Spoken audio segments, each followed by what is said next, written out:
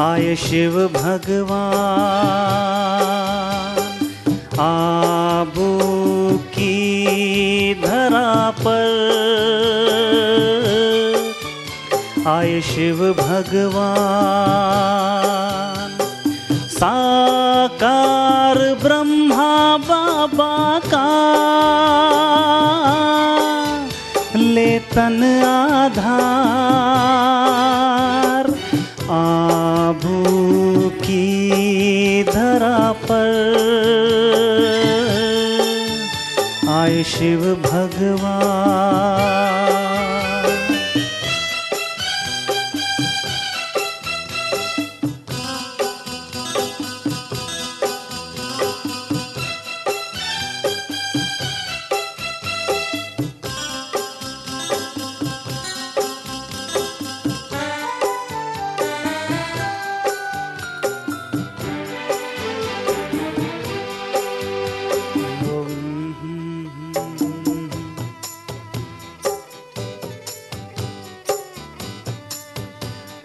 क्या पहचाना था साकार में बाबा को, सृष्टि का रचता वो ब्रह्मा तो निमित्त है, पवित्र जीवन का हमें पाठ पढ़ाते हैं। कांटे बिछा करके उन्हें कोई रोक ना पाए। आबू की धरा पर आए शिव भगवान।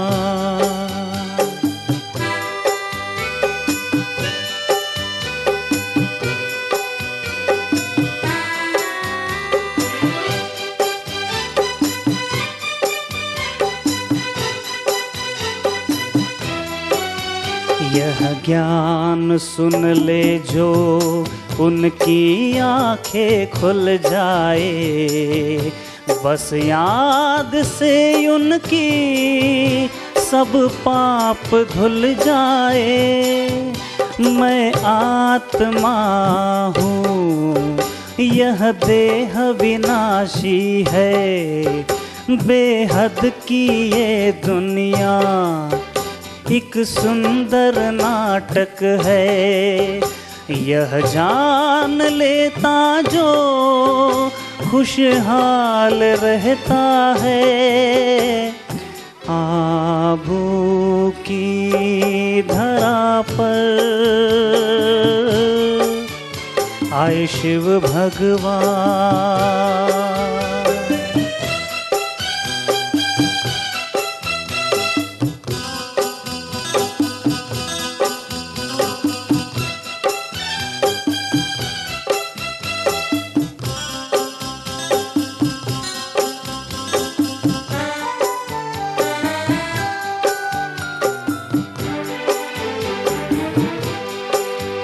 आबू का भाग्य है कितना जो तीर्थ महान बना, आबू के ही भाग्य से इतना भारत भी महान बना। शिव बाबा ज्योतिर्बिंदु है परम पिता सबके, जब यह भेद खुल जाएगा सारा जग उमड़ पड़ेगा। वो दिन भी दूर नहीं है, ओ सुन लो दुनिया वालों। आबू की धरा पर आए शिव भगवान, साकार ब्रह्मा बाबा का ले तन आधार। आबू की धरा पर आए शिव भगवान।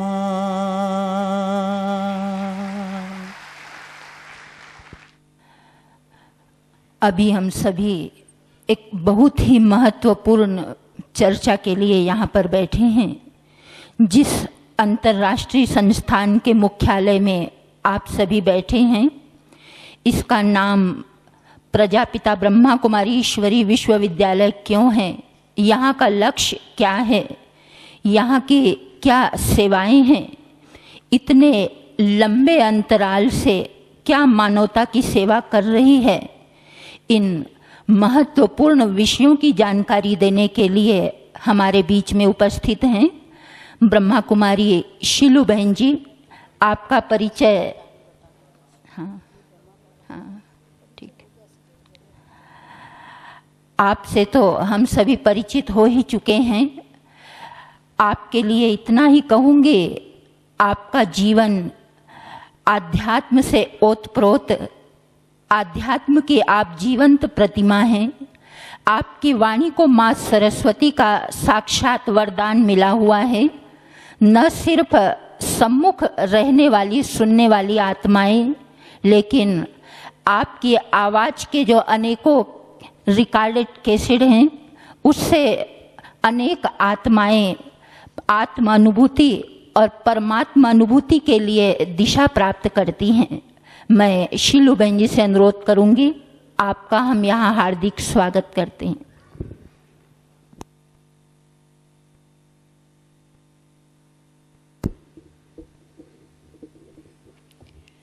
ओम शांति। आप सभी पिछले 3 दिनों से इस ज्ञान सरोवर के परिसर में रहकर, यहाँ की बातों को सुनकर, यहाँ की गतिविधियों को देखकर ये अंदाज़ा तो लगा ही चुके होंगे कि आप कहाँ पहुँचे हैं। उन सब बातों में अब न जाकर जो अभी का मेरा विषय है, 70 वर्षों का इतिहास इस ईश्वरीय विश्वविद्यालय का, जो इतनी बड़ी यात्रा कर चुका है, जिसकी स्थापना 1936 में हुई थी और आज 2007, पूरे 71 वर्ष में क्या क्या इस संस्था ने किया, कैसे दिन दुगनी रात चौगनी गति से ये विद्यालय आगे बढ़ा। अगर मैं विस्तार करने बैठूं तो 71 वर्षों का इतिहास कम से कम 71 मिनटों में तो सार में बता पाऊंगी, लेकिन इतना भी समय नहीं है, इसलिए 71 मिनट की बजाय 17 मिनट तो लो। तो यह ईश्वरीय विश्वविद्यालय 1936 में स्थापित हुआ। इनके फाउंडर पिताश्री प्रजापिता ब्रह्मा, जिनका पूर्व नाम दादा लेखराज था, वे थे।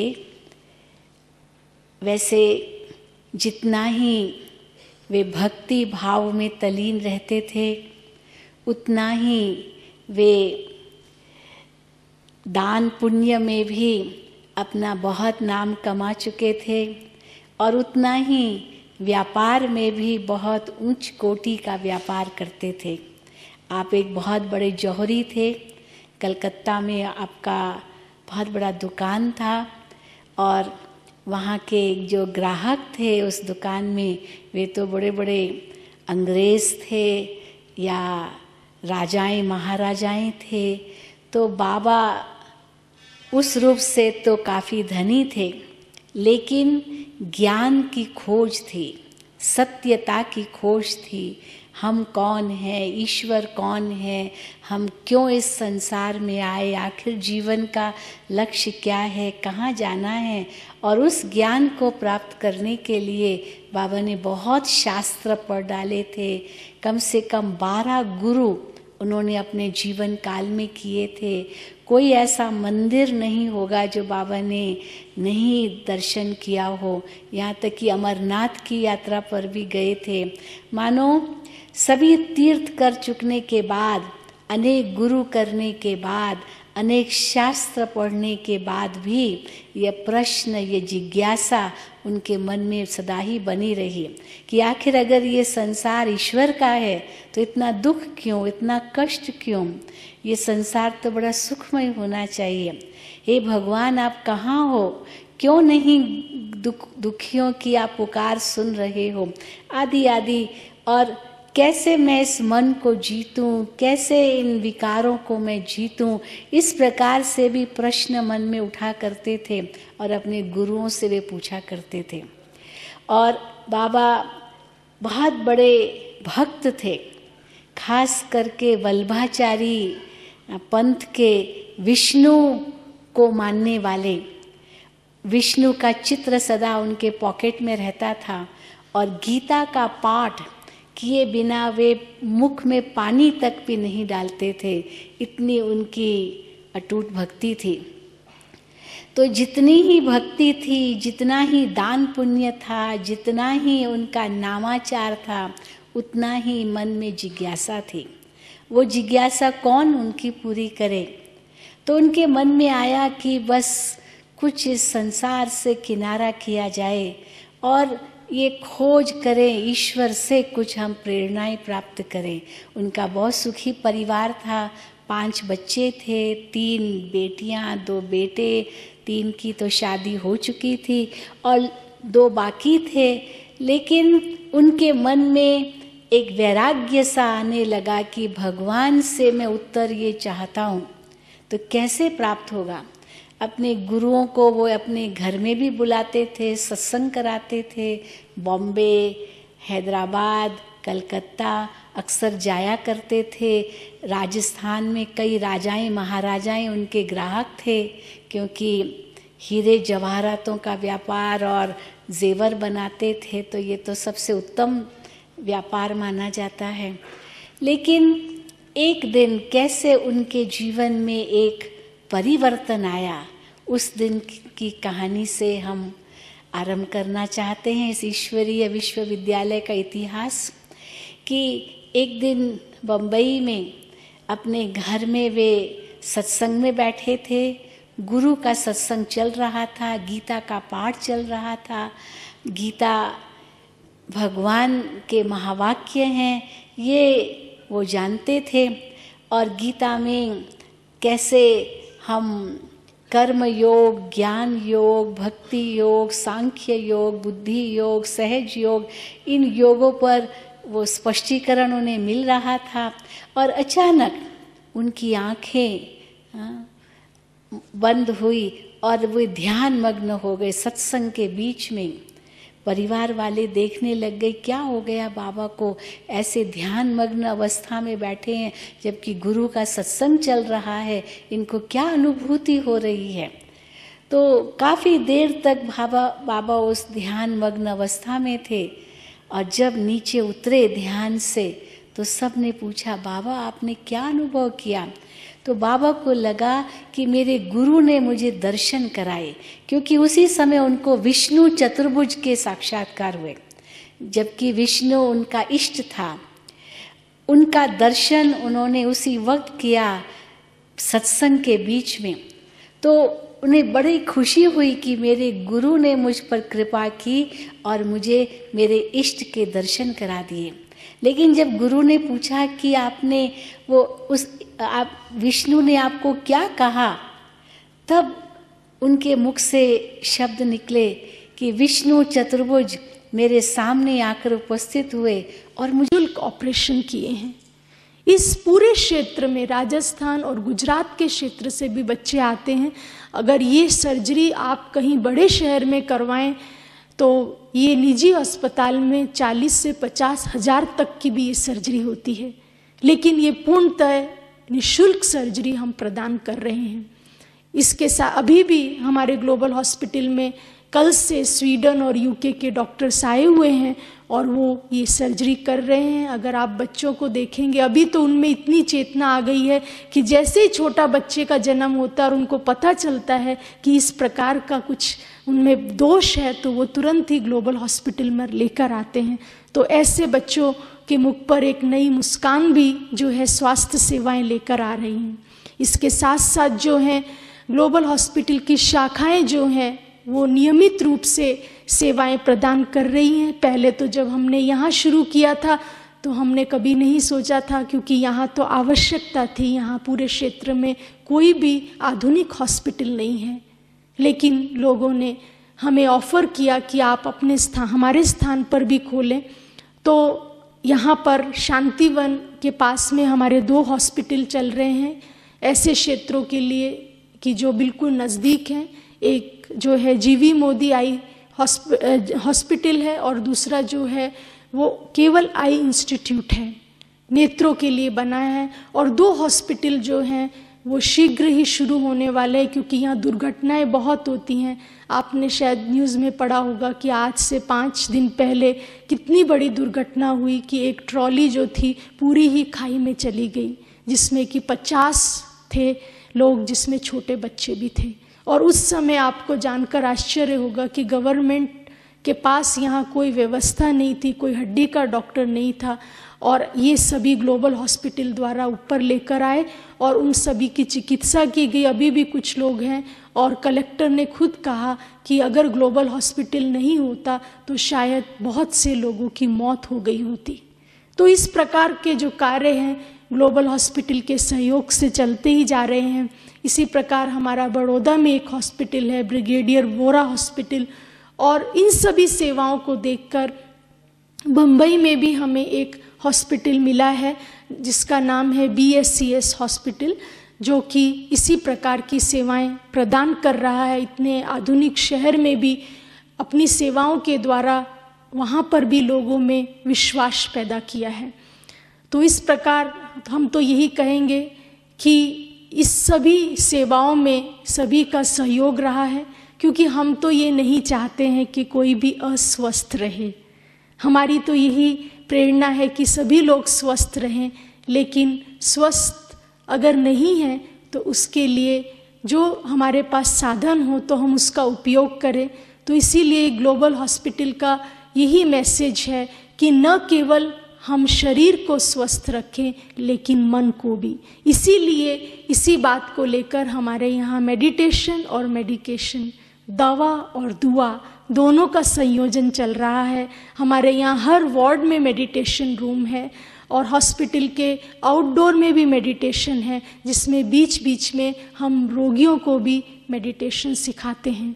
और जिससे हमने देखा है इतना प्रभाव पड़ा है कि रोगी अपने आप को शीघ्र स्वस्थ महसूस करते हैं। उनको ऐसा लगता है कि ये वातावरण एक हॉस्पिटल नहीं है, लेकिन इससे अलग हटकर वातावरण है। तो अभी तो समय को देखते हुए हम इतना ही बताएंगे, क्योंकि आप लोग शायद कल साइट सीइंग में जाएंगे, तो आप कुछ जानकारी चाहते हैं तो हम अवश्य आपको दे सकते हैं और आपको न्यूज़लेटर्स भी दिए हैं। लेकिन मैं ये ज़रूर मीडिया वालों का धन्यवाद करूँगी, क्योंकि मैं भी मीडिया से जुड़ी हुई हूँ, कि जन जन तक ये स्वास्थ्य का मैसेज पहुँचाने के लिए जो संस्था के ये 70 वर्ष जो हैं उसमें ये भी एक अध्याय है। उसमें भी मीडिया का बहुत ही अच्छा हमें योगदान मिला है, क्योंकि आपने इस मैसेज को जन जन तक पहुँचाया है। तो आपके लिए कुछ शब्द अंत में समर्पित करती हूँ कि जो आज की आवश्यकता है कि सोचों को बदलोगे तो सितारे बदल जाएंगे, सोचों को बदलोगे तो सितारे बदल जाएंगे, नज़रों को बदलोगे तो नज़ारे बदल जाएंगे। किश्तियाँ बदलने की ज़रूरत नहीं, किश्तियाँ बदलने की ज़रूरत नहीं, दिशाओं को बदलोगे तो किनारे बदल जाएंगे, दिशाओं को बदलोगे तो किनारे बदल जाएंगे। ओम शांति। बहुत बहुत धन्यवाद बिन्नी बहन जी, बहुत ही सुंदर स्वास्थ्य संबंधी सेवाओं की जानकारी हमें दी। एक बात और मैं आपको बताना चाहूँगी, यहाँ हॉस्पिटल में न सिर्फ पेशेंट की सेवा की जाती, लेकिन हमारे कई ऐसे सेवा केंद्र हैं जहाँ पर डॉक्टर्स को भी ट्रेनिंग दी जाती वैल्यू एंड हेल्थ केयर की। रायपुर छत्तीसगढ़ की राजधानी के अंदर बहुत सुंदर हमारा शांति सरोवर स्थान है।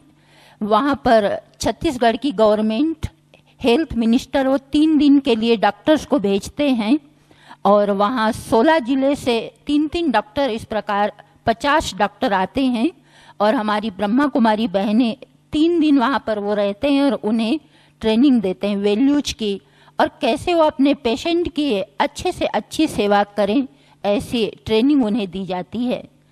तो अभी समय हो चुका है, इसलिए हम सभी 1 मिनट पुनः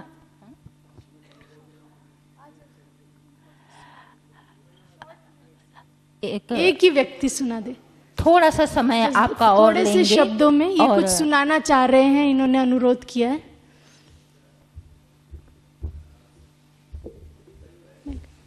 जी, बाद में आप मुझे बता दीजिए।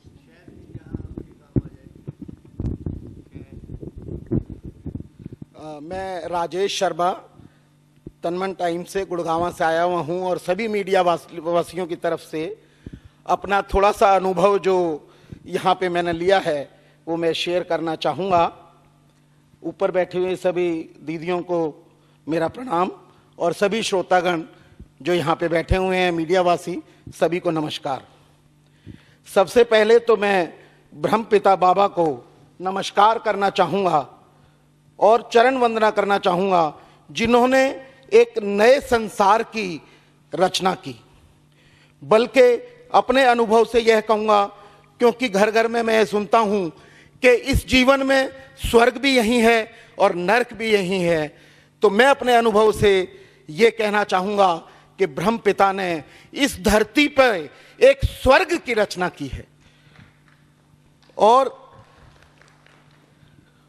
यह मैंने यहाँ पर ओम शांति संस्था वालों की तरफ से ये महसूस करा है कि जैसे स्वर्ग में हम किसी भी धार्मिक सीरियल में और स्वर्ग का वातावरण देखते हैं, यहाँ पे रह के मैंने ये महसूस करा है कि जितने भी ये भाई बहनें सेवा करती हैं, ये एक देवी देवता की तरह सेवा करती हैं, क्योंकि ये हमें और आपको सभी की आत्माओं को परमात्मा से मिलान करने का प्रयास कर रहे हैं।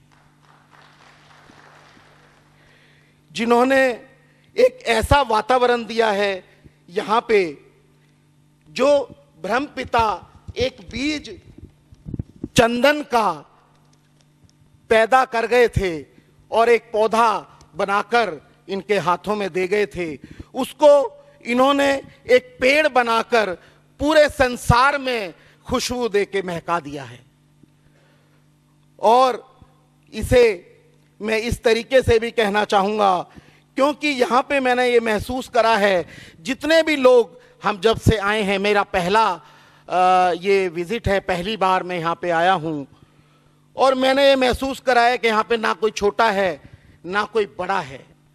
इन्होंने सभी को एक नज़र से देखा है, सभी को एक नज़र से सम्मान दिया है, सभी की एक नज़र से इज्जत करी है। इसी के साथ, क्योंकि समय जो है वो ज़्यादा नहीं है, लिखा तो मैंने बहुत कुछ है, लेकिन समय की मर्यादा को देखते हुए मैं कुछ बात अपने मीडिया वाले भाइयों से भी कहना चाहूँगा कि हमें जो इज्जत समाज से मिली है और जो इज्जत ओम शांति वालों ने हमें बख्शी है, जो दी है, उससे हमें एक सबक तो ये लेना चाहिए कि हम किसी भी मंच के ऊपर अगर जाएं तो किसी भी मीडिया संस्था के बारे में कोई भी निंदा का शब्द अपने मुख से ना निकालें। उस संस्था से तो चर्चा करें हम, जो संस्था मीडिया की है, उस संस्था में अगर कमी है तो उस संस्था से तो चर्चा करें हम सुधार के लिए, क्योंकि सुधार के लिए हमेशा सभी को जागरूक रहना चाहिए। लेकिन किसी भी मंच पे हम मीडिया की कभी भी आलोचना ना करें, क्योंकि मीडिया को समाज ने पहला और चौथा स्तंभ का दर्जा दिया है। इसलिए हम इसकी मर्यादा को देखते हुए इसको आगे बढ़ाएं। जैसी इन्होंने प्रेरणा दी है, एक सुंदर समाज की, एक सुंदर संसार की रचना ये कर रहे हैं और सभी को सुधार की तरफ ये ले जा रहे हैं, सभी इंसानों को पवित्र करते हैं। मैंने वो पानी की मशीनें तो बहुत देखी थी, आरओ, जिसमें गंदा पानी डाल दिया जाता था और वो स्वच्छ पानी होके निकल जाता था, लेकिन यहाँ पे आके मैं महसूस कर रहा हूँ कि यहाँ पे एक ऐसी मशीन चल रही है जिसके अंदर मुझ जैसे पापी गंदे आदमी यहाँ पे जितने भी आते हैं, ये उनके अंदर परिवर्तन करके उनको पवित्र करने का प्रयास कर रहे हैं। इसी के साथ मैं प्रभु से, भगवान से प्रार्थना करूँगा और आप सभी से, और मैं खुद भी ये चाहूँगा, क्योंकि हर संस्था को आगे बढ़ाने के लिए धन की ज़रूर आवश्यकता होती है, जो ये नहीं कहते हैं बिल्कुल भी। ये बहुत अच्छे ढंग से अपना काम कर रहे हैं, लेकिन फिर भी अगर हम अपने घर में से 10 रुपये, 20 रुपये, 50 रुपये जो भी निकाल सकें हर महीने के इस संस्था को, ताकि ये संसार में हमारे जैसे बहुत बुरे आदमियों को जो अच्छा बनाने का काम कर रहे हैं बहुत तेज़ी से आगे बढ़ा सकें, सभी से निवेदन करूँगा। कोई गलत बात मेरे से निकल गई हो तो आप सभी से क्षमा चाहूँगा। समय की मर्यादा को देखते हुए मैं अपनी बात को विराम देता हूँ। इन सभी का बहुत बहुत धन्यवाद, कोटि कोटि प्रणाम करता हूँ जिन्होंने हमें सबको यहाँ बुलाकर ये सौभाग्य प्रदान किया कि हम इतने अच्छे वातावरण में एक तरीके से स्वर्ग में अपना समय बिताकर अपने घर जा रहे हैं। बड़े आंखों में आंसू हैं, क्योंकि ऐसा समय हमने कभी बिताया नहीं, और चाहूँगा कि हमें बार बार अवसर दें। धन्यवाद। Thank you.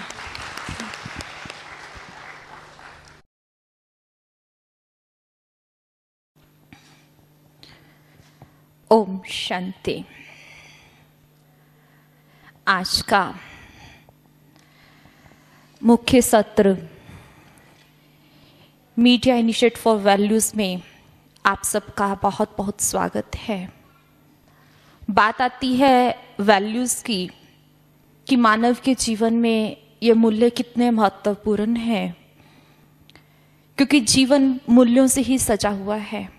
आज के इस भौतिक जगत में देखें तो मानवीय मूल्यों के बलबूते पे ही आज मानव अपनी उन्नति के पथ पर बढ़ रहा है। उन्हीं मानवीय मूल्यों के सामने रखते हुए एक प्रथम मूल्य आता है कि हम सब के मध्य जो जितने भी वक्तागण पधारे हैं उनका तहे दिल से सम्मान का मूल्य।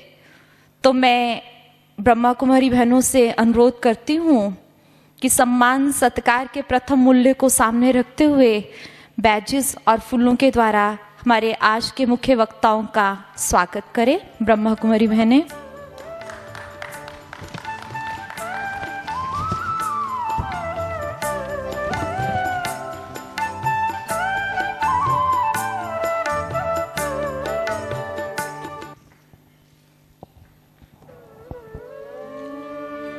वैसे भी कहा जाता है फूलों की सुगंध विशालता है, आकाश में है फूलों की सुगंध विशालता। आकाश में कितना सौंदर्य बिखरा है इस ज्ञान सरोवर में, क्योंकि आज पधारे हैं हमारे अपनों के ही घर में।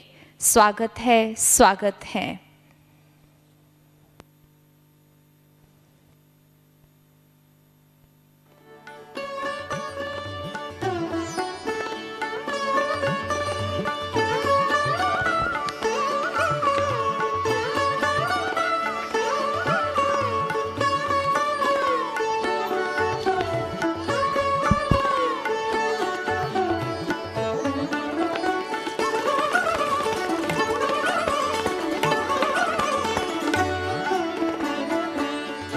उनकी तरफ से एक और जो उन्होंने एक इनिशिएटिव बना लिया है, that is advertising standards council of India.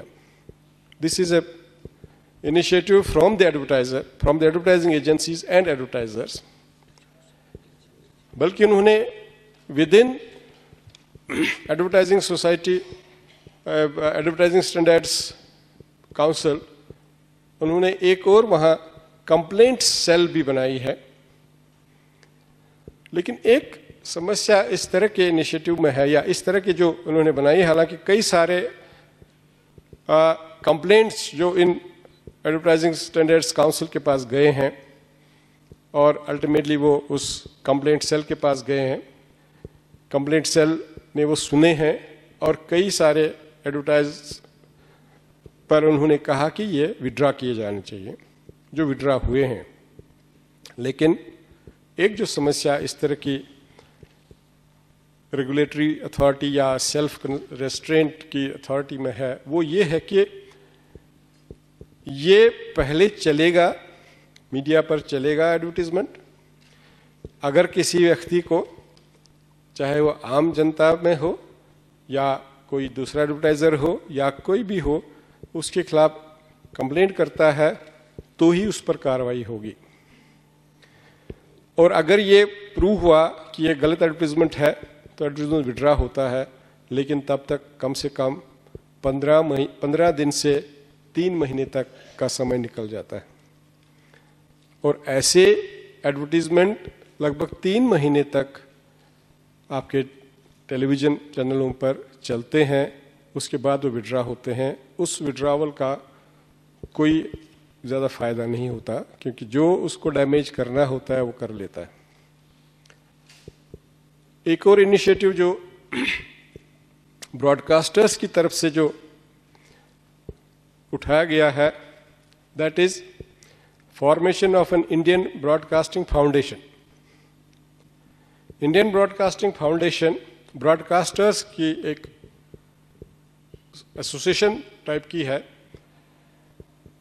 जो मेन चीज जो बेसिकली बनाई गई है टू हेल्प ब्रॉडकास्टर्स विज़-अ-वी एडवर्टाइजिंग।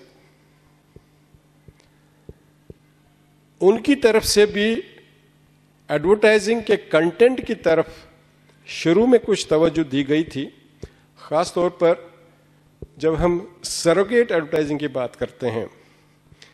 इसी 2 चीजों के एडवर्टीजमेंट भारत में लगभग बैन है। एक है लिकर और दूसरा है सिगरेट। सिगरेट तो कंप्लीटली बैंड है, वो कोई भी अखबार या चैनल या रेडियो नहीं कर सकता। लेकिन लिकर पर कंप्लीटली 100% बैन नहीं है। हालांकि ब्रॉडकास्ट मीडिया, प्रिंट मीडिया नहीं दिखाते हैं, लेकिन उसमें क्या हो रहा है कि उसमें एक सरोगेट टाइप के एडवर्टीजमेंट आ जाते हैं। ब्रांड के नाम से और कोई प्रोडक्ट करते हैं, जैसे सोडा है या जो लिंक्ड प्रोडक्ट्स हैं। उस पर इनिशिएटिव लिया था इंडियन ब्रॉडकास्टिंग फाउंडेशन ने, और कई सारे एडवर्टीजमेंट उन्होंने रोक दिए थे, लेकिन अल्टीमेटली उस पर भी खास कुछ इफेक्टिव कंट्रोल नहीं हो पाया है। और एक और जो है इसमें जो सरकार की तरफ से जो इनिशिएटिव्स लिए गए हैं, इसमें 3 मेजर इनिशिएटिव्स सरकार की तरफ से आए हैं। एक तो है केबल टेलीविजन नेटवर्क एक्ट 1995, और इसके अंडर कुछ रूल्स रेगुलेशंस बनी हैं। इसमें काफी विस्तार से दिया गया है कि किस तरह के प्रोग्राम, किस तरह के एडवर्टीजमेंट्स चैनलों पर ब्रॉडकास्ट किए जा सकते हैं। लेकिन उसके बावजूद भी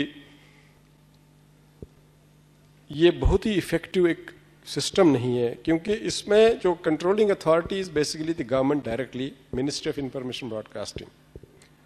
और मिनिस्ट्री ऑफ इंफॉर्मेशन ब्रॉडकास्टिंग के पास ऐसा कोई इंतजाम नहीं है ताकि वो इस तरह के चीजों को रोक सकें। सिर्फ ब्रॉडकास्ट होने के बाद उनके पास कोई अगर कंप्लेंट जाएगा तो कंप्लेंट पर वो एक्शन लेते हैं। और यहाँ तक कि अभी रिसेंटली 2-3 चीज़ों पर उन्होंने रोक लगाई। उनमें से एक किसी अंडरवियर का एडवर्टीजमेंट था, किसी क्या कहते हैं, एक जेल था, हेयर जेल, उस पर उन्होंने बैन लगाया। मतलब ये एक छुटपुट कुछ इनिशिएटिव्स हैं जो चल रहे हैं, लेकिन इसमें कोई भी एक दिशा कंप्लीटली नहीं है। इस दिशा की जरूरत है। और इसके अलावा जहां तक अभी हमारे साथियों ने एक बात की कि सर्वे कंटेंट के बारे में सर्वे की जाए। इस तरह का इनिशिएटिव आकाशवाणी पहले लेता था। आकाशवाणी के कहीं पर भी कोई नया केंद्र खोलने से पहले उस एरिया में एक सर्वे किया जाता था और उस सर्वे के जरिए हम ये पता लगाते थे कि इस एरिया में आकाशवाणी का केंद्र खोलने की ज़रूरत है कि नहीं है। वो लोगों के पास जाके घर घर जाके पूछा जाता था और उनसे ये भी पूछा जाता था कि आप किस तरह के प्रोग्राम सुनना पसंद करेंगे। ये इनिशिएटिव चला काफ़ी देर तक, ये बातें काफ़ी देर तक चली, लेकिन अब उसके बाद कुछ और ही कारणों से कहीं पर भी जहाँ भी आकाशवाणी केंद्र बने, कई जगहों पर बने जहाँ शायद नहीं होना चाहिए थे या जहाँ सर्वेज नहीं हुई और किन्हीं और कारणों से बनाए गए। इसमें डेफिनेटली मैं इस बात की तरफ इशारा करता हूं कि मीडिया की तरफ से या सरकार की तरफ से कुछ ऐसे काम करने की ज़रूरत है ताकि इस पर कम से कम जो मूल्य हैं उनके तरफ ध्यान दिया जाए। धन्यवाद।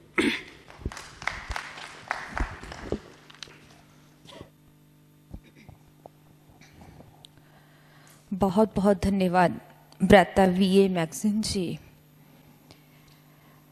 अभी मैं आमंत्रित करती हूँ भ्राता ब्रह्मा कुमार निकुंज जी। आप कोऑर्डिनेटर मीडिया विंग मुंबई से हैं। आपने अपनी 29 वर्ष की आयु में ही ईश्वरीय ज्ञान को प्राप्त किया और पिछले 15 वर्ष से आप ईश्वरीय सेवाएं मुंबई में रह करके दे रहे हैं। आप लौकिक रीति से सॉफ्टवेयर इंजीनियरिंग के उद्योग में रहते हुए भी एक सिने प्रशिक्षित फोटोग्राफर भी हैं और सबसे बड़ी बात, जो पहला धार्मिक सैटेलाइट चैनल संस्कार चैनल शुरू हुआ था उसकी शुरुआत में आपका विशेष योगदान रहा। आपके जीवन का उद्देश्य ही है शारीरिक योग साधना के द्वारा प्राणायाम सिखाते हुए भी ध्यान धारणा करते हुए युवाओं में राजयोग प्रशिक्षण के द्वारा शांति का अनुभव कराना और अपने जैसा अन्य युवाओं का भी जीवन मूल्यवान बनाना, मूल्यों से सजाना। तो अभी आमंत्रित है भ्राता निकुंज जी।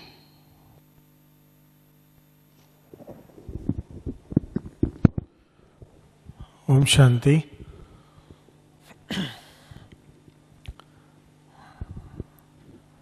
मंच पर उपस्थित सभी वक्तागणों को कुछ समय से सुन रहे हैं। पिछले 2 वर्ष से इस पैनल डिस्कशन का शुरुआत जब से हुई है तब से प्रोफेसर साहब का और मेरा इसमें जब भी भाग लेना होता है, हम दोनों की ये एक आम राय हमेशा रही है कि एक ऐसा विशेष सेशन रखा जाता है कि जिसमें प्रश्न उत्तर के रूप में थोड़ा सा कुछ लेन देन का कार्यक्रम हो, क्योंकि बाकी तो सारे सेशन है उसमें स्टेज पर से वक्ता बोलते हैं और आप लोग सुनते हैं। तो ये विशेष इसीलिए रखा जाता है ताकि जो भी स्टेज पर बैठने वाले अपना व्यू दे और बाकी प्रश्न जो है वो आपकी तरफ से आए। तो सभी ने अपने विचार तो व्यक्त किए ही। जो कॉन्फ्रेंस का सेमिनार का टॉपिक ही है वैल्यू एंड चैलेंजेस, तो चूंकि मैं सबसे युवा हूँ जो भी स्टेज पर बैठे हैं, तो उम्र में भी काफ़ी छोटा हूँ, अनुभव में भी छोटा हूँ, परंतु मैंने उद्घाटन सत्र में भी यही कहा था, स्वागत सत्र में, कि जो हमने किताबों में पढ़ा है मीडिया के विषय में, व्यवहारिक जीवन में वो अलग है।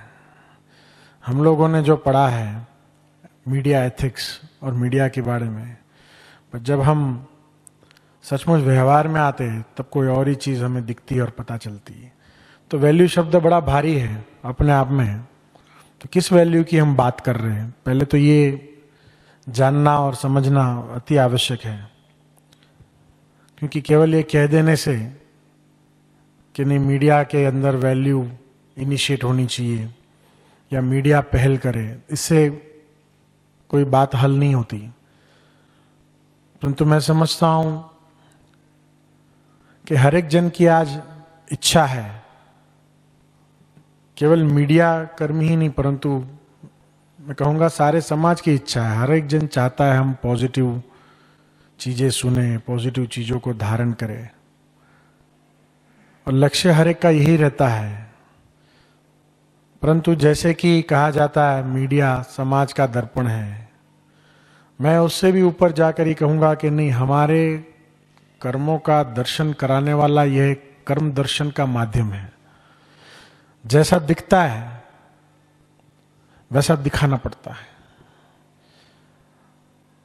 तो कई अनुभवों से हमने यही सीखा और जाना कि कई जर्नलिस्ट है, कई बारी वो कई ऐसी नकारात्मक चीज देखते हुए भी कई बारी पूछते हैं हमसे, राय भी कई बारी लेते हैं कि क्या करें, इसे छापना चाहिए नहीं छापना। परंतु जैसे सिखाया भी ये जाता, आपके दिल को जो लगता है वो आप करो।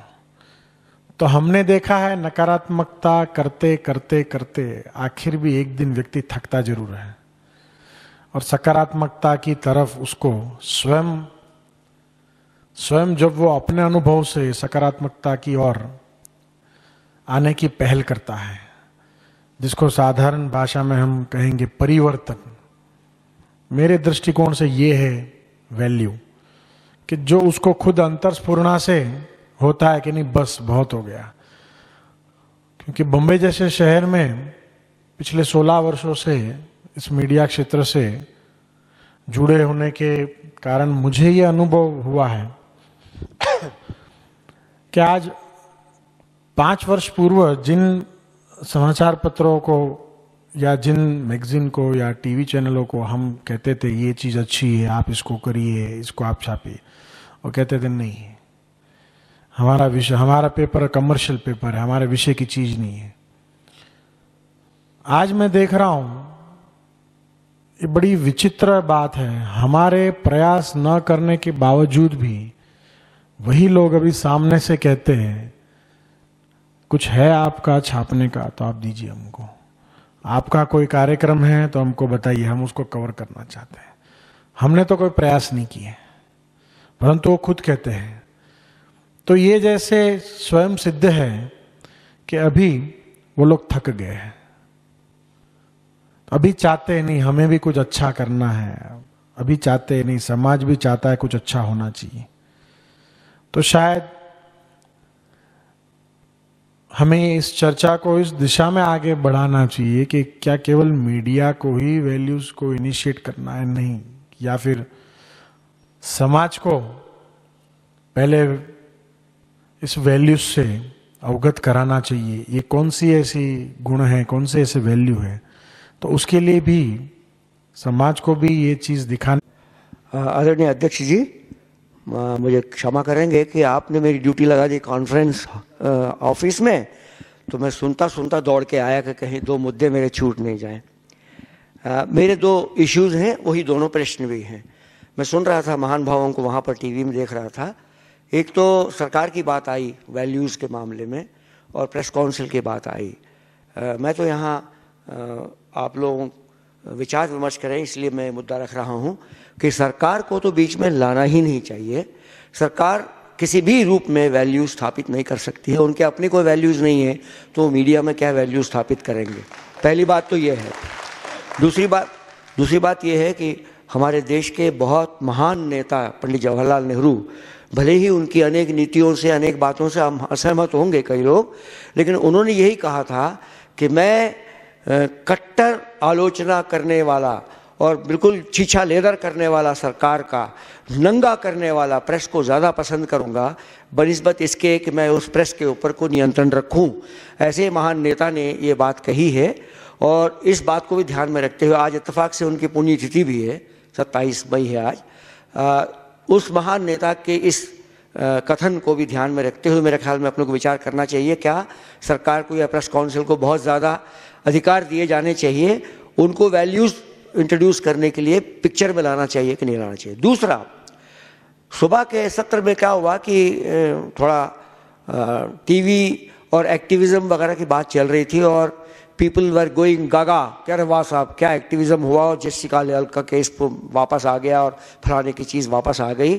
ठीक है, ओके, एक आध दो प्रकरणों में शायद सफलता मिली भी होगी और अच्छा भी हुआ होगा, लेकिन बहुत ज़्यादा इस प्रकार के एक्टिविज़म जो है गुड मीन्स को सपोर्ट नहीं करता है। महात्मा गांधी ने कहा था एंड्स के लिए गुड मीन्स भी होने चाहिए, भले ही गुड एंड्स हों। अंततोगत्वा उस एक्टिविज़म से वो सांसद पकड़े गए थे रिश्वत लेते हुए, या और कोई जेसिका लाल वाला मामला हो, जो भी मामला हो, जिस मामले को भी दोबारा वापस लाने में सफलता मिली है उसमें हम सबको खुश तो होना चाहिए, परंतु ये मीन्स जो अडॉप्ट किए जा रहे हैं, वो किसी ने कहा था बेडरूम तक जाने की कोशिश की जा रही है, शायद दे आर नॉट गुड। और फिर एक बार फिर हम महात्मा गांधी का स्मरण करें, उन्होंने कहा था गुड एंड्स के लिए गुड मीन्स भी आवश्यक है। एन केन प्रकारेण गुड एंड प्राप्त करना अच्छी बात नहीं है, लॉन्ग रन में वो नुकसानदायक होगा। मैं क्षमा चाहता हूँ, समय ले लिया मैंने आपका, इन पर भी कुछ विचार हो जाए और मुझे फिर अनुमति देंगे, मैं अपनी ड्यूटी में जाता हूँ। ओके, नहीं मेरे ख्याल से ठीक है, सारे लोगों ने इस बात को स्वीकार किया और जिन आपका संबोधन जिनके लिए है उन तक भी ये बात पहुँच गई होगी। धन्यवाद। ओम शांति। नमस्ते जी, मैं कर्नाटक से आया हूँ, मेरा नाम TR लदवा है, मैं 10 वर्ष से पत्रिका लाइन में काम कर रहा हूँ। अभी मेरा क्या है, ये जो पहली बार जो मैं आ रहा हूँ, मैं बहुत हैप्पी हो गया हूँ। आपका सेमिनार जो है मेरे को बहुत खुश लग रहा है। मेरा एक सजेशन है कि हम कर्नाटक से बहुत लोग कम आए, आप ऐसा seminar Karnataka wise, Maharashtra wise और गुजरात वाइज अगर रखे तो कर्नाटक में बहुत सारे पत्रकार लोग हैं, वो अटेंड हो सकते हैं, इसका लाभ ले सकते हैं। So my request is that. नहीं, कर्नाटक में वैसे अभी कुछ हुए हैं, मगर आपके सुझाव के आधार पर हम मीडिया विंग के जो वाइस चेयरपर्सन हैं, जो खास तौर पर साउथ के 4-5 स्टेट्स को देखते हैं, करुणा भाई, उनसे ये कहेंगे कि कर्नाटक से आए हुए भाइयों की इच्छा है कि स्टेट लेवल पर, और न केवल कर्नाटक बल्कि और दूसरी स्टेट्स में भी स्टेट लेवल पर इस तरह के सेमिनार करें, ताकि वहाँ के पत्रकार जो यहाँ तक नहीं आ पाते वो वहाँ इस तरह का पार्टिसिपेशन बढ़ा करके और इस बात को एनहांस करें। आपका बहुत अच्छा सुजेशन है और यह सुझाव हम जरूर उन तक पहुँचाएंगे और मुझे उम्मीद है कि आने वाले समय में हम ऐसा कर भी पाएंगे। बहुत बहुत धन्यवाद। ओम शांति। मैं राजेश शर्मा गुड़गांव से तन्मन टाइम्स का चीफ एडिटर हूँ। पहली बार यहाँ पे इस प्रोग्राम को अटेंड करने आया हूँ और जितना भी रोम रोम में है बहुत अच्छा महसूस कर रहा हूँ।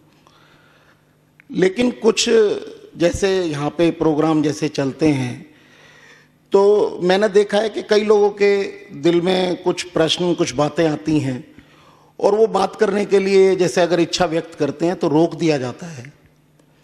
क्योंकि अब जब हम आए हैं यहाँ पे तो ये तो ठीक है, अभी आप लोगों को सभी लोग सुनते हैं, लेकिन इन लोगों की भी इच्छा उस समय कुछ बात करने की होती है। तो जब भी इन्होंने जैसे इच्छा व्यक्त करी है तो उस समय मैंने देखा है कि उनको रोक दिया गया है। तो कुछ ऐसी व्यवस्था भी होनी चाहिए कि जिस समय जो भी डिस्कशन हो रही हो और उस समय अगर हमारे मन में अगर श्रोता सुन के कोई सुझाव देना चाह रहा है और वो उसके उसी समय दिमाग में आता है, बाद में हो सकता है निकल जाए, तो मुझे लगता है कि इसकी व्यवस्था जो है वो होनी चाहिए। मेरा ये प्रश्न है। जी जी, नहीं मैं ये आपको बताऊं, कोइंसिडेंटली रख दीजिए ना उसको। कोइंसिडेंटली मैं बताऊं कि अगर आप पिछले ये कॉन्फ्रेंसेस तो 12-13 वर्षों से चल रही हैं, इसमें जो पैरेलल वर्कशॉप ऐड की वो उसका कारण ये था कि लोग जो आते हैं वो केवल सुनने नहीं आते बल्कि अपना मत भी व्यक्त करना चाहते हैं।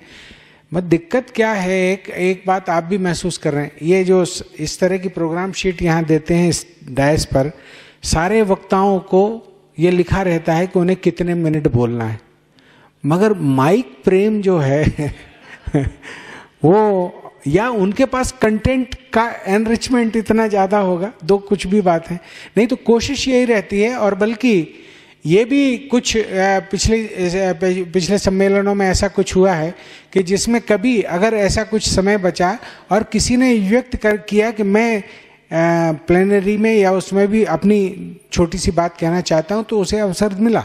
और आज भी हम लोग जब इस तरह की, जब इस सेमिनार के बारे में बाद में बात करेंगे, तो ये जो जैसा कि निकुंज जी ने बताया, असल में 2-3 साल पहले से ही ये पैनल डिस्कशन इंक्लूड हुआ है। और इसका भी आशा पूरा का पूरा यही है कि कम से कम और कभी बोलने को नहीं मिले तो कम से कम पैनल डिस्कशन में तो आप की हिस्सेदारी बढ़े, ताकि लोग, और आप बिल्कुल ठीक कहते हैं, मैं भी अगर वहाँ बैठा होता तो मेरे मन में भी यही बात आती कि क्या मैं अपनी बात कह सकता हूँ। आप सब ऐसे हैं जो अपनी बात करना चाहते हैं, और इसलिए हम लगातार इसको रिफॉर्म करते जा रहे हैं कि कैसे पार्टिसिपेशन बढ़े। अगले वर्ष अगर जब आप आएंगे, और मैं आमंत्रित करता हूँ कि आप जरूर आएँ, तो आप खुद पाएंगे कि ये इस समय का जो फॉर्मेट है उस फॉर्मेट में और कुछ ऐसा परिवर्तन किया है जिससे कि जो सुनने वाले हैं, क्योंकि सुनने वाला सुनकर के किस तरह से रिएक्ट हो रहा है वो जानना भी उतना ही ज़रूरी है जितना यहाँ से अपने विचारों को व्यक्त करना। तो आपका सुझाव बिल्कुल जायज़, वाजिब और है, और वो लगातार आपने ऐसा कहकर हमको उस तरफ बढ़ने के लिए और प्रेरित किया, इसलिए आपको बहुत बहुत धन्यवाद। थैंक यू दीक्षित जी। एक बात और, एक सुझाव और देना चाहूँगा मैं, बहुत छोटा हूँ, आपके चरणों में नमन करके सुझाव देना चाहूँगा कि जितने भी लोग वहाँ पे जिनको समय दिया जाता है, हम लोग ऐसे सुंदर और बहुत अच्छे वातावरण में हम यहाँ पे आते हैं, तो मेरे हिसाब से उनको ये भी कह के जो है भेजा जाए, अपना अनुरोध दिया जाए कि वहाँ पे निंदा किसी की भी ना हो। हम सुझाव दे सकते हैं, हम इम्प्रूवमेंट के लिए कह सकते हैं, लेकिन ऐसे अच्छे वातावरण में निंदा किसी भी मीडिया की, किसी भी विषय की निंदा नहीं होनी चाहिए, मेरा अपना सुझाव है।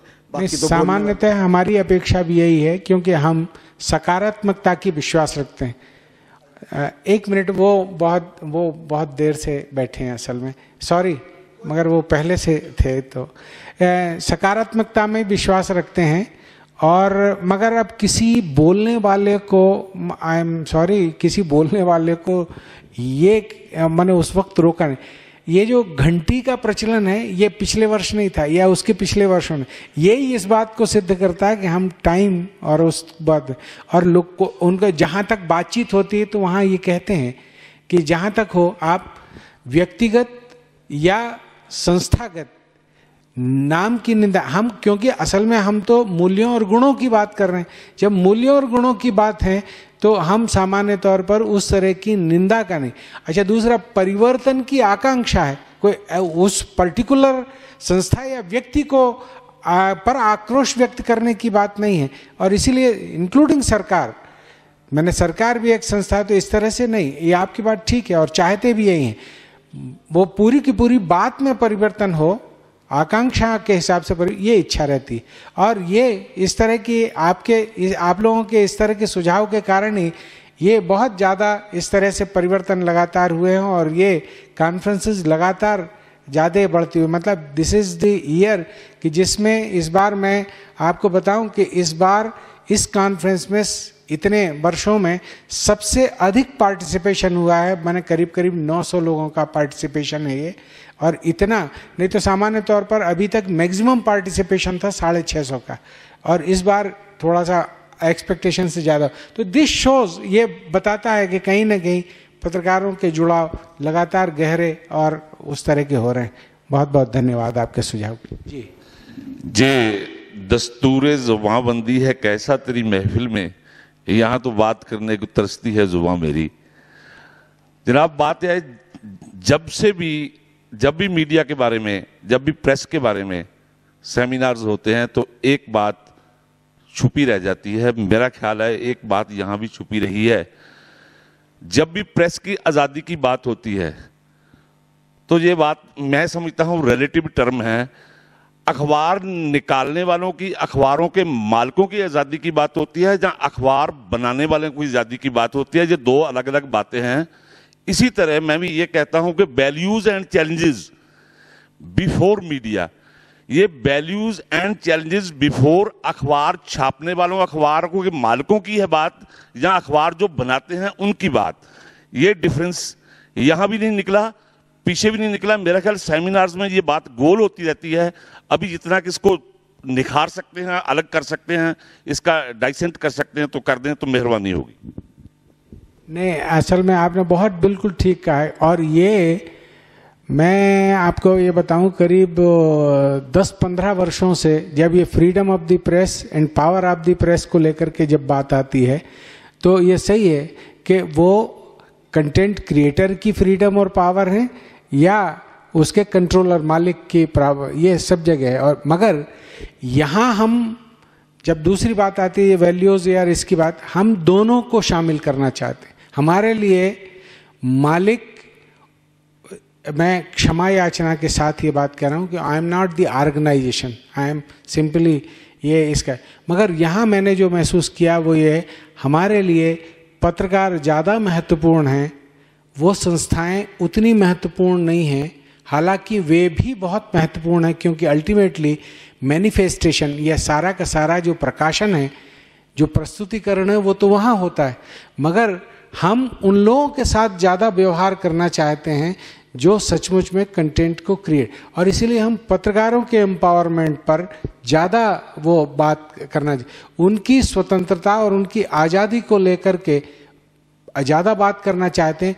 मगर एक जरूर है कि जब भी ये स्वतंत्रता और आज़ादी की बात आती है तो हम इसमें एक शब्द और जोड़ते हैं, और वो है विवेक। माने कहीं ना कहीं अपने विवेक के साथ स्वतंत्रता और आज़ादी।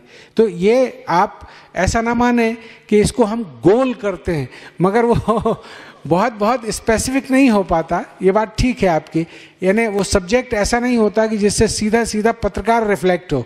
वो इसलिए होलिस्टिक बात करने के संदर्भ में इस तरह की बातें होती हैं। और मुझे लगता है कि कहीं ना कहीं आप इस तरह के सेमिनार में, यही नहीं सब जगह इस तरह की बात पाएंगे कि जिसमें थैंक यू। मगर आपने इस बात को रेखांकित किया, अंडरलाइन किया, और थोड़ा लोगों के सामने आई बात, तो ये अच्छी बात, और इसीलिए हमारे थैंक यू।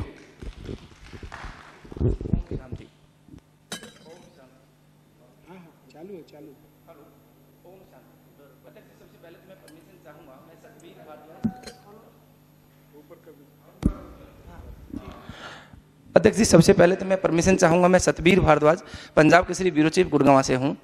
मुझे जो सौभाग्य मिला ओम शांति में आकर, पहली बार मैं आया हूँ, कई प्रांतों के अपने साथियों से भी मिला मैं, तो मुझे बड़ा अच्छा लगा। मैंने काफ़ी बातें की, काफ़ी लोगों की समस्या भी सुनी भी, किस प्रकार से उनको दिक्कतें यहाँ पर आई आने में। तो मेरे ख्याल किसी साथी ने दिक्कत की कोई समस्या नहीं बताई। सबसे पहले तो मैं ओम शांति का भी आभार प्रकट करूँगा कि जो हमारे साथियों को जो उन्होंने इतना केयर किया है, वहाँ से बुलाया है, एक अतिथि का ही सम्मान उन्होंने पूरा दिया है। और इस बहाने हम सभी लोग इकट्ठे हो गए, एक दूसरे के विचार जाने, ये एक सबसे बड़ी महत्वपूर्ण बात है। और ऐसे कार्यक्रम होते रहें तो इससे ज़्यादा बढ़िया बात क्या होगी।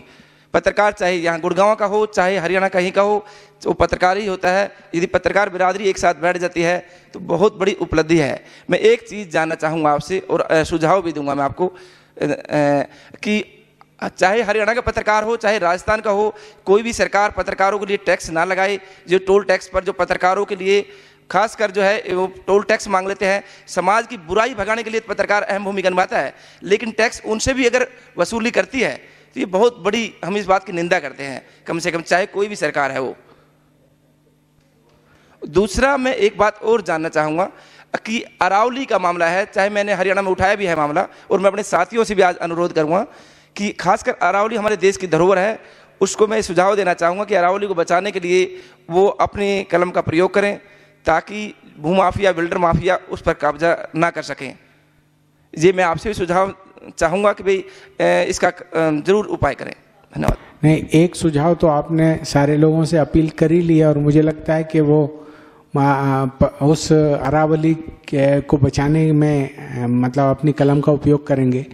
जहाँ तक ये टोल टैक्स का, मैं समझता हूँ कि जब आप प्रवेश किया था तब जो वहाँ नगर पालिका ने जो पैसे मांगे थे उसी का रेफरेंस है ना? हरियाणा से राजस्थान सीमा में जाते हैं। अच्छा अच्छा, सभी टैक्स। अब वो मैं समझता हूँ कि शायद हमारी सीमाओं के बाहर है। हाँ, हम सब लोग मिलकर के कहीं कोई प्रयत्न करें तो हो सकता है, मगर कई स्टेट्स में हमने ये महसूस किया है, कई स्टेट्स ऐसी हैं, जैसे खास तौर पर मध्य प्रदेश में ऐसा हुआ, कभी इस तरह के ऑर्गेनाइजेशन होते हैं तो वो स्टेट गवर्नमेंट उस पर्टिकुलर कार्यक्रम के संबंध में आने वाले पार्टिसिपेंट्स के लिए उस तरह का रिलैक्सेशन देती है। क्योंकि पचमढ़ी में कई बार ऐसी बात होती है तो पचमढ़ी के बैरियर पर इस तरह की सूचना आती है। यहाँ भी कोशिश की थी, मगर कई बार इस तरह का वो लोग आय का मानते हुए इस बात को नहीं मान, और हमारी कोशिश इस बारे में अपनी सीमाओं के भीतर ये इस बात की रहती है, और हर बार मीडिया कॉन्फ्रेंस के पहले एक रिक्वेस्ट लेटर जाता है कि भाई इस तरह से आप उस तरह से करें। बाकी प्रांतों के संबंध में तो मतलब मुझे नहीं लगता है कि मैं इस काबिल हूँ कि मैं कुछ कह सकूँ, मगर सुझाव आपका माने ठीक है, उसमें कोई बुराई नहीं, बिल्कुल। देखिए, मध्य प्रदेश से मैं हूँ, उसमें एक कमेटी में भी हूँ। वहाँ पे हमने तय कर लिया, सरकार ने मंजूरी भी कर लिया है कि टोल टैक्स मध्य प्रदेश की सीमा में एक्रीडेटेड कॉरेस्पोंडेंट को नहीं लगता है मध्य प्रदेश में। बाकी का आपका हरियाणा वगैरह का ये राजस्थान में भी, लेकिन जो नेशनल हाईवे है जो मतलब सेंट्रल गवर्नमेंट के अंदर आते हैं, स्टेट गवर्नमेंट उसमें कुछ नहीं कर सकती, लेकिन स्टेट गवर्नमेंट जहाँ टोल टैक्स लगाती है ना, वो माफ कर रखा। नहीं, सब उसमें लिस्ट में डाल दिया उन्होंने कि एक्रीडेटेड बढ़ जाएगी बात।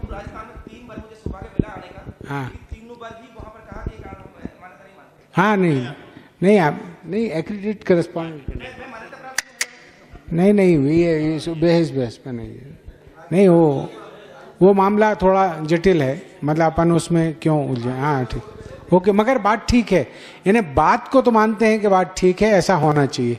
अब उसकी मॉडलिटीज और उसको देखेंगे कैसा हो सकता है। Okay, thank you. यस बिल्कुल।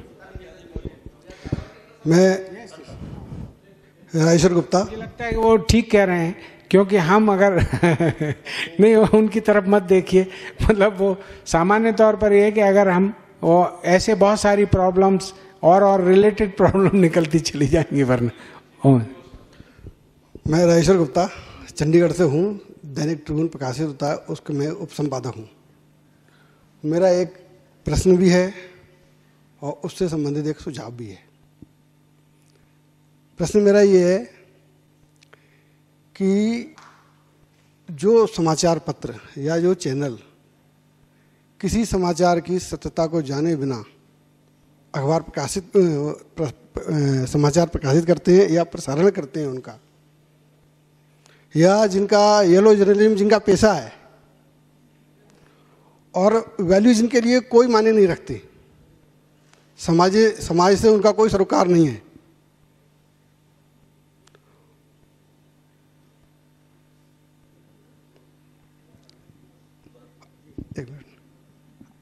ऐसे चैनल को या समाचार पत्रों को सीधे रास्ते पर लाने के लिए ये विश्वविद्यालय क्या कर रहा है या क्या करेगा। दूसरा एक और इससे संबंधित सुझाव है, नहीं एक मिनट, इससे संबंधित एक मेरा सुझाव भी है कि ये विश्वविद्यालय जो है इसके फॉलोअर्स लाखों में हैं और इसको समझने जानने वाले करोड़ों में होगी उनकी संख्या। इन्होंने अलग अलग अपनी विंग बनाई हुई हैं। मेरा सुझाव ये है कि ये दर्शकों का, पाठकों का भी एक विंग बनाएं, एक विंग बनाएं, उनकी एक शाखा बनाएं जो ऐसे लोगों का, ऐसे समाचार पत्रों का या ऐसे चैनलों का जो बार बार चेतावनी देने के बाद भी सीधे रास्ते पर नहीं आए, उनका बाइकाट करें। तो इससे ये होगा कि शायद 2-4 लोग, 100-200 लोग अगर बाइकाट करेंगे तो उन पर असर ना होता हो। जब पता लगेगा करोड़ों में, लाखों में लोग उनका बाइकाट कर रहे हैं, तो इससे अगर उन पर असर ना होता हो तो उनको जो इश्तहार देने वाले हैं उन पर जरूर असर होगा और वो शायद कुछ सुधार कर सकें अपने में।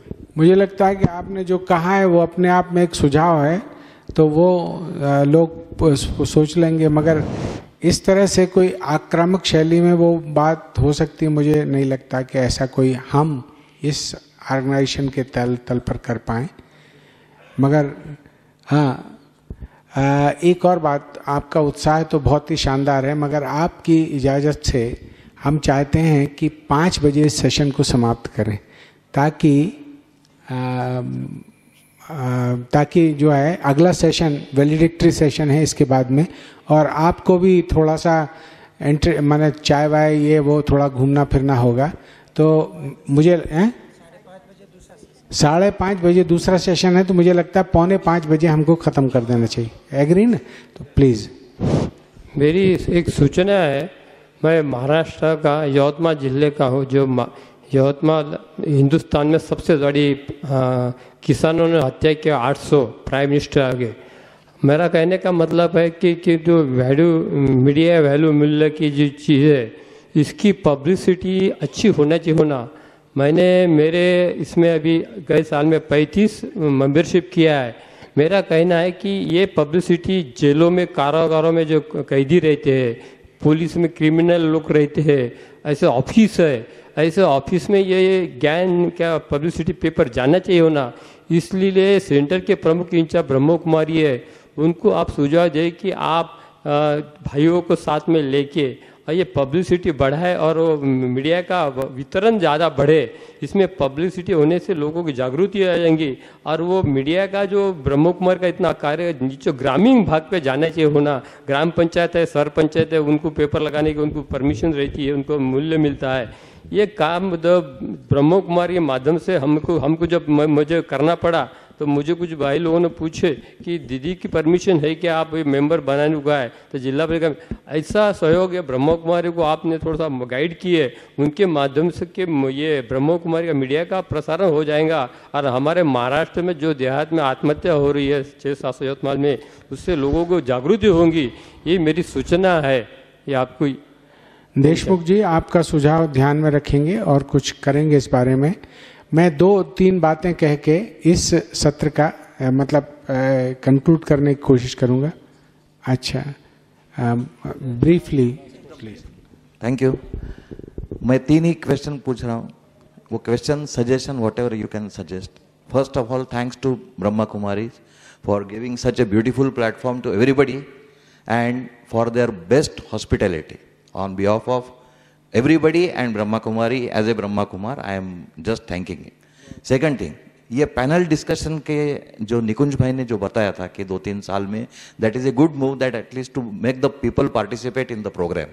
मैं और एक उसमें थोड़ा चाहता हूँ, क्योंकि मैं अभी देख रहा था कि जैसे पहले इंटरेक्शन था was from the speaker to the people, उसके बाद क्या हो गया, लोग आने लगे और आपसे बात करने लगे और बाकी पैनलिस्ट जो है वो शांत बैठ गए। So there was interaction between only the president, chairperson and the questionnaire. So मैं ये सोचता हूँ कि अगर अगले बार पैनल डिस्कशन में if somebody is asking the questions alternatively to every speaker instead of giving the speeches, क्योंकि speeches session तो होता ही रहता है, अगर then it will be a true panel discussion. And third thing, somebody narrated and निकुंज भाई also may agree that ये क्या होता है, जब हम लोगों को लेके आते हैं यहाँ, तो 5 दिन लोगों के जाते हैं। रिपोर्टर्स एंड पत्रकार जो है उनको 1-2 दिन के लिए बड़ी मुश्किल हो जाती है। अगर हम एरिया वाइज लोकल या ऐसे अरेंज कर सकते हैं, तो उसमें 1 या 2 दिन में रिपोर्टर्स यहाँ आके हमारा कंट्रीब्यूशन दे सकते हैं। तो this is also very good, क्योंकि उसके बहाने लोगों को ये माउंट आबू देखने को मिलता है, इतनी बड़ी अच्छी हॉस्पिटैलिटी देखने को मिलती है। लेकिन फिर भी अगर छोटे छोटे प्रोग्राम हम लोकल लेवल पे कर सकते हैं तो भी अच्छा रहेगा। Thank you. Thank you. नहीं, ये इत्तेफाक ये है कि ऐसे प्रश्न आ रहे हैं जिनका उत्तर मुझे ही देना पड़ रहा, वरना पिछले साल ऐसा हुआ था कि लोगों ने सीधे अलग अलग पैनलिस्ट से सवाल किए थे और सारे पैनलिस्ट ने, निकुंज जी उसमें थे, कुछ सवाल निकुंज से डायरेक्ट किए थे, कुछ एक पत्रकार थे यहाँ राजस्थान के अजमेर के, उनसे सवाल किए थे। अब इस बार ये जो सवाल आ रहे हैं वो इनके से ना हो करके कुछ ऐसे सवाल आ रहे हैं जो सजेशन नुमा हैं, तो मैं एक तरह से वो चेयर के लिए हैं, तो चेयर को ही जवाब देना पड़ रहा है। तो इस वजह से वो बात, मगर जो ये आपने जो सुझाव पहले भी आया, और वो सुझाव छोटे वाले जो रीजनल लेवल पर इस तरह की बात वो है, और वो अभी प्रोसेस में चल रहा है, कुछ हो भी रहा है। मगर इसे इस तरह से बड़े ग्रुप के रूप में करने में बिल्कुल ये तो अच्छी बात है। असल में ये फॉर्मेट इसीलिए है, बल्कि मैंने कहा ना, इसीलिए मैंने जब शुरू में बात की थी तो सारे पैनलिस्ट से भी रिक्वेस्ट ये की थी कम बोलो ताकि आप लोगों को बोलने का मौका मिले। और हम वर्कशॉप में भी यही कोशिश करते हैं, मगर वहाँ जो बोलने का है माइक बड़ा प्रिय मामला है। या तो ऐसा भी कर सकते हैं, लास्ट ईयर हम लोगों ने जैसे दीक्षित जी ने और हमने किया था, पहले से दीक्षित जी ऐसा मेंशन भी कर सकते हैं शायद सब के जिनको भी इच्छा है लिख करके लाए प्रश्न, जो भी जिनकी भी दिल है तो पहले से लिख करके लाए तो वो भी अच्छा है। तो रिटर्न में अगर आते हैं तो फिर अपने उतना टाइम भी नहीं जाता है।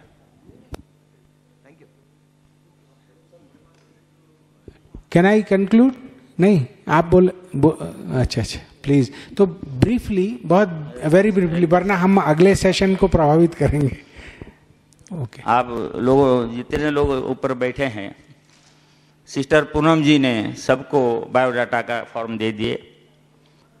मैं सोचा जितना आए हैं, मैं उड़ीसा का हूँ, मनोरंजन मिश्रा, बौद्ध से आया हूँ उड़ीसा से। मैंने सोचा सब देते हैं, इसलिए मैं बी के प्रहराज को बोला कि फॉर्म है क्या आपके पास? पूनम जी ने बोले मेरे पास है। मैं भी भर लिया और दे दिया।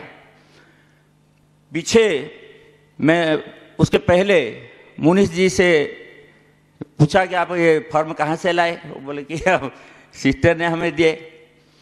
मैं सोच रहा था कि पूनम जी ने हमें बुलाएंगे और बोलने के लिए कहेंगे, लेकिन हमें बहुत खेद और दुख है कि हमको खुद आना पड़ा। जब भी है, उससे पहले कल यहाँ एक वर्कशॉप में आपका जो मैगजीन का एसोसिएट एडिटर थे आत्म प्रकाश जी, उनके साथ बातचीत हुआ था। आज कमल दीक्षित जी से भी बातचीत हुआ। मैं बहुत खुश हूँ। आप लोग बहुत बहुत विज्ञान जो है मीडिया का, सबसे बहुत कुछ सीखना मिला। नहीं, लेकिन मेरा प्रश्न है, जो आप जो media institute initiative for values जो टॉपिक रखे, इसमें आपका जो ऑर्गेनाइजेशन है, ये जो ब्रह्मा कुमारी ईश्वर विश्वविद्यालय, उसका जो वैल्यू है, उसके प्रभाव में ये मीडिया में, ये मीडिया इनिशिएटिव के एक टॉपिक में रखे। कल भी एक वर्कशॉप हुआ था, वहाँ था whether the media is independent and impartial. जो आत्माराम जी ने बोले ये इंडिपेंडेंट है और इम्पार्शियल भी है, लेकिन कभी कभी रिपोर्टर की वजह से पार्शियल भी हो जाता है, कभी कभी हो जाता है। अगर रिपोर्टर्स हैं, जो रिपोर्टर्स हैं, बड़े बड़े मंत्रियों, एमएलए, एमपी, बड़े बड़े ऑफिसर्स जो हैं, उनके साथ दोस्ती करने से और एक उनके प्रभाव से, हाँ, प्रभाव से जो रहते हैं, आप कैसे इम्पार्शियल हो सकेंगे? हाँ, नहीं, बोला आपकी बात ठीक है। आपके ऑर्गेनाइजेशन में हैं तो आप तो हमको जरूर हमको पार्शियल होना पड़ेगा, और पार्शियल भी होता है, लेकिन वैल्यू अगर आपके इंस्टीट्यूशन में जैसा है, अगर मीडियम में इलेक्ट्रॉनिक मीडिया हो या प्रिंट मीडिया हो, उनमें अगर वैल्यू आए तो रिपोर्टर्स के चरित्र में, नैतिकता में और उनके वैल्यू अंदर में जो आए, वो होने से आपका इलेक्ट्रॉनिक मीडिया में, प्रिंट मीडिया में ऑटोमेटिक वैल्यू आ जाएगा। नहीं, बिल्कुल ऐसे रिपोर्ट्स हैं आपका सुझाव मिश्रा जी, कम लिखाई पढ़ाई है मिश्रा जी, उनका वैल्यू नहीं है। मेरे ख्याल से आपने एजुकेटेड हैं, उनका जो देते हैं जो अखबार में, हाँ, उसका वैल्यू रहता है। हाँ, नहीं, बहुत बहुत धन्यवाद। पूनम जी ने हमें मन में दुख दिया हो तो मुझे क्षमा दीजिए। नहीं, ये मिसकम्युनिकेशन हुआ असल में, तो कोई बात नहीं। अच्छा, वो असल में एक मिनट में घड़ी जो है, चलो कोई बात नहीं। हाँ, आप लोग को सब नमस्कार। हम बांग्ला से आ रहे हैं और बांग्ला मिदनापुर जिला दैनिक चेतना, डेली दैनिक चेतना से हम कुछ प्रश्न रखना था, लेकिन हमारा जो प्रश्न था वो पहले हमारे भाइयों गुजरात के धनेश्वर जी बोल दिए चुके हैं, इसलिए हमारा प्रश्न खत्म हो गया। लेकिन हमें एक डर भी लगता है। क्या डर? नहीं, यहाँ पर हम 3 दिन आए हैं तो यहाँ तो मैग्नेट, बहुत ज़्यादा पावर मैग्नेट से हम लोग सुई की तरफ यहाँ बैठे हुए हैं। मैग्नेट खींचा है, सुई में मैग्नेट आ गया, लेकिन सुई से यहाँ से बाहर जाने के बाद सुई से मैग्नेट लेकिन निकल जाएगा तो सुई कितना टाइम तक मैग्नेट में परिणत रहेगा, वही हमको डर है। लेकिन आप लोग के आशीर्वाद से सब रहेगा मालूम होता है। और एक हम लोग को मीडिया का ये होना चाहिए, जो कैसे होना चाहिए मीडिया, ठीक ऐसे फोटोग्राफ की तरफ होना चाहिए, जो निरपेक्ष सब कुछ को पकड़ के जनता के सामने, समाज के सामने दिखा सकते हैं, वही फोटोग्राफ की तरफ हो सकता है। ओम शांति। हमारा वक्तव्य से बस बहुत धन्यवाद। सुझाव ही था आपका। मैग्नेट तो आप भी बन सकते हैं, करते रहिए। धन्यवाद। मेरा 1 मिनट लूँगा जी बस। मेरा नाम ज्ञानचंद बंसल है, मैं हिसार हरियाणा से हूँ। अभी हम स्पीकर लोग कुछ दादी जी से मिलने गए थे, तो उनमें से एक लोकमत के संबंधित कोई स्पीकर था, तो उन्होंने बताया अपने भाई शांतनु जी ने कि वो अपने जो भी अखबार छापते हैं उसमें थॉट फॉर टुडे जो यहाँ है आज का विचार, वो अपने अखबार में डेली छापते हैं। थॉट फॉर टुडे और अखबारों में भी इंग्लिश और हिंदी वर्जन में आता है। तो मेरी निवेदना है जो मीडिया पर्सनल यहाँ आए हुए हैं कि अगर वो सक्षम हो इसके लिए प्रयास करें कि जिस अखबार से भी, जिस पत्रिका से भी वो संबंध रखते हैं उसमें हिंदी या वर्जन में आज का विचार या थॉट फॉर टुडे की 2 लाइनें अगर छपवा दें तो अच्छी बात है। ओम शांति। अभी ओम शांति। शायद टाइम हो गया। हमारे ब्रह्मा कुमार गंगाधर भाई। सर आधा मिनट ले रहा हूँ। सिर्फ एक निवेदन करना चाहूँगा कि जितने भी पत्रकार भाई हमारे आते हैं उनमें से जो भी आपके साथ जुड़ना चाहें, एक बॉडी बनाई जाए और आपस में बैठ के इसको कैसे आगे बढ़ाएं, इसकी जो है हर बार जब भी आप बुलाएं ना उस बॉडी को बुलाएं और बैठ के कैसे कैसे इसको आगे बढ़ाया जाए, अच्छे रूप से एक अच्छी रूपरेखा तैयार करी जाए। उसमें आप जितने भी लोग हमारे भाई बंद सारे देश से आते हैं, जो भी चाहें उस बॉडी का मेंबर बनना तो उसमें लें और उसको। इन्होंने जो थॉट फॉर टुडे का जब बताया उसके बारे में हम कहना चाहते हैं, खाली लिटरेचर डिपार्टमेंट में हिंदी और अंग्रेजी में जो भी सक्षम है वो जरूर 365 दिन का बना हुआ है table calendar thought for the day Hindi और अंग्रेजी में, उसको लेकर जा सकते हैं और उसको देख करके उसको अपना अपना पत्रिका है जिसमें भी चाहे छाप सकते हैं।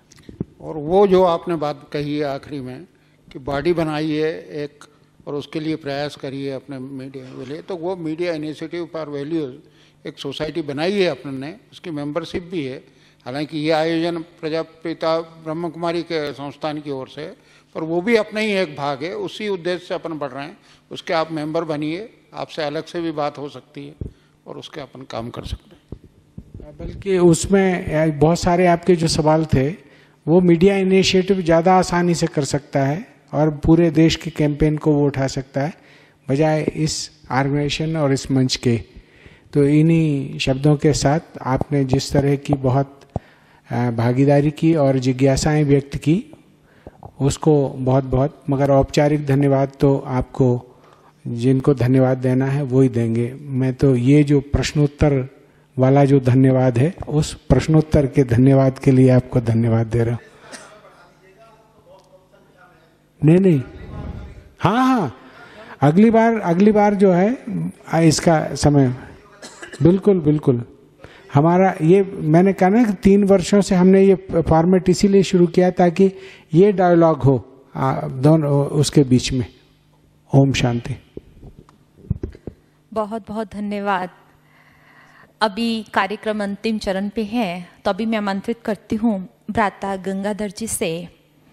आप ओम शांति मीडिया के एसोसिएट एडिटर हैं और पिछले 20 वर्षों से आप हेडक्वार्टर में रह कर के अपनी श्रेय सेवाएं दे रहे हैं और मानवीय मूल्यों के जागृति का उद्देश्य रख करके आपने बहुत अच्छा एक कार्य किया। जब युवा वर्ष का अभियान चला था तो कन्याकुमारी से दिल्ली तक की सबसे लंबी यात्रा करीब 5000 किलोमीटर की पद यात्रा आपने तय की थी। इन्हीं मूल्यों को जागृत करते हुए अभी वोट ऑफ थैंक्स के लिए आमंत्रित करती हूँ भ्राता गंगाधर जी से। ओम शांति।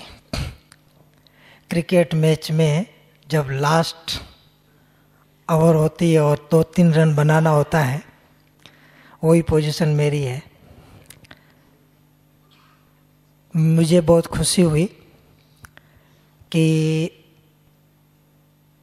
मंच पर विराजमान जो हमारे महानुभाव हैं, प्रोफेसर कमल दीक्षित जी, जयकृष्ण गौड़ जी, वीए मैगजीन जी, भ्राता निकुंज जी, मुनीष जोशी जी, आपने जो भी अपने मन के उद्गार थे और मन की जो विवेचनाएं थी, जो अंदर कुछ रहा हुआ था, उसको खुलकर आपने रखा और उसका जवाब बड़ी आसानी और सरलता से सभी ने दिया। और मैं समझता हूँ कि इस तरह का डिस्कशन निस्संदेह हमें हेल्दी पत्रकारिता की ओर आगे बढ़ाएगा। और मैं आशा रखता हूँ कि इस तरह का जो आपका सुझाव आया है, अगले बार उसी को लेकर एक ऐसा पैनल डिस्कशन रखेंगे जहाँ सभी ज़्यादा संख्या में हो और क्वेश्चन आंसर का ज़्यादा पार्टिसिपेंट्स आपके तरफ से हो और उसका उत्तर यहाँ से मिले। तो आप सभी ने इसमें पार्टिसिपेट हुए तो मुझे खुशी है और आप सबका धन्यवाद। और सभी इस आकांक्षाओं के साथ वापस जाएंगे और अपने साथ नई चेतना लेके जाएंगे। तो मैं पुनः अपने महानुभावों का तहे दिल से धन्यवाद करता हूँ और आप सभी का ज़्यादा धन्यवाद इसलिए करता हूँ कि आपने मन की खुली बात यहाँ कर पाए, तो मैं आप सबका भी धन्यवाद करता हूँ और इसी से आज का सत्र को समाप्ति की घोषणा करता हूँ। ओम शांति।